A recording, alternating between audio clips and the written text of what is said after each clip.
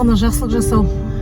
Егер сізді біреу ренжітсе, ол адамға тағы да жақсылық жасау. Мұғалімдікті таңдаған себебім негізі жас ұрпақты тәрбиелеуде, жас ұрпаққа өнеге беріп, бағдар беріп,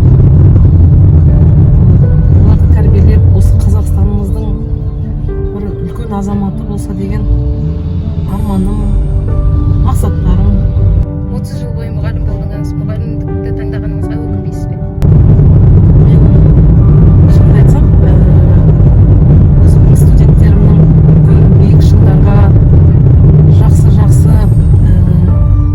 жұмыстарда, қызметтерде жүргенін көріп, олардың осындай адал болғандарын көріп, адал ұрпақ болғанын көріп, адамгершілігі мол ұрпақ болғанын көріп, мен ешқашанда өкінбеген. Болашақ мұғалімдерге айтатын үгіт насихатыңыз қандай? Мен оларға тілер едім төзімді болуға, жан-жақты болуға, және де үнемі өзін өзі дамытып отыруға ол адам дайын болу керек. Бір жетістікте тоқтап қалуға болмайды.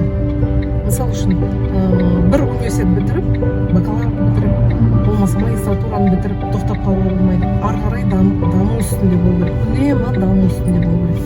Міне сонда сіз керемет жан-жақты ұстаз бола аласыз, толыққанды ұстаз бола аласыз. Егер де басқа мамандықты таңдауға